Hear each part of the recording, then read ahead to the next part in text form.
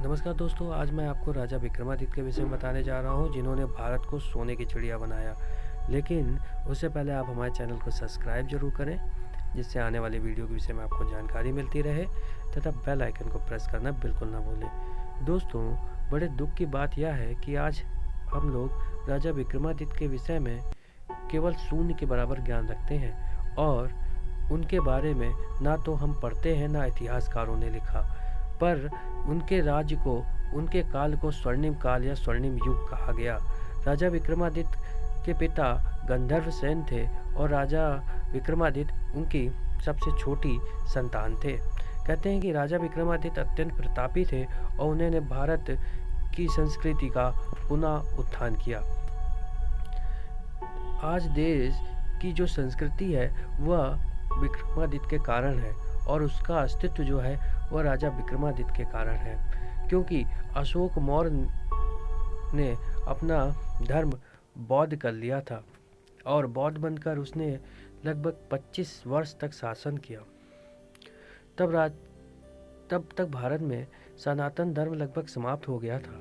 देश में बौद्ध और अन्य लोग आ गए थे। रामायण महाभारत जैसे ग्रंथ खो गए थे। राजा विक्रमादित्य ने ही उनका पुनरुत्थान कराया, उनकी खोज कराई और भगवान विष्णु शिव के मंदिर बनाए।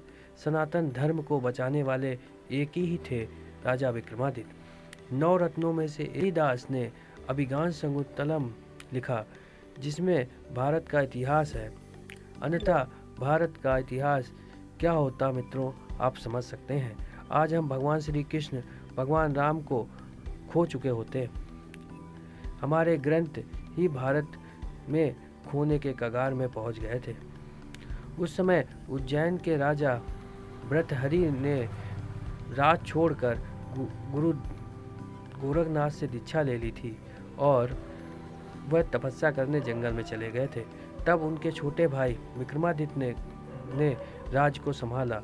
विक्रमादित्य के गुरु गोरखनाथ थे, पर वह तपस्या करने के बजाय सनातन धर्म की सेवा करने में लग गए और उनके कारण ही आज अपनी संस्कृति हम लोग यह देख पा रहे हैं और अपनी संस्कृति को बचा हुआ पा रहे हैं।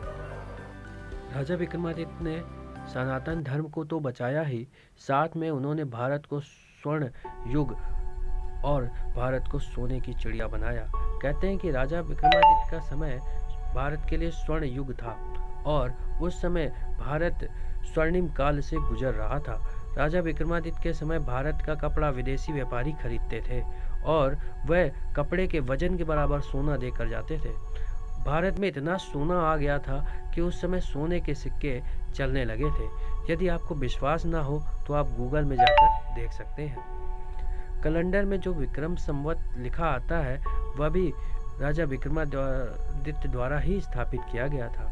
आज जो ज्योतिषी गणना जैसे हिंदी संवत, बार, तिथियां, राशि, नक्षत्र, गोचर आदि, इसकी रचना भी राजा विक्रमादित्य द्वारा ही करवाई गई थी। यह बहुत बुद्धिशाली और बहुत वीर और पराक्रमी राजा थे। कहते हैं कि कई बार देवता भी उनसे न्याय करवाने आते थे। विक्रमादित्य के काल में नियम धर्मशास्त्र के हिसाब से बने होते थे। न्याय, राजा सब धर्मशास्त्र के नियमों के अनुसार चलते थे। विक्रमादित्य का काल प्रभु श्री राम के राज्य के बाद सर्वश्रेष्ठ काल माना जाता है और यही भारतीय सनातन परंपरा के जीवित रखने वाले एक राजा माने जाते हैं। धन्यवाद दोस्तों, बने रहें दिव्यदृष्टि के साथ, देखते रहें रोचक जानकारी भरे वीडियो और अभी हमारे चैनल को सब्सक्राइब करना बिल्कुल ना भूलें।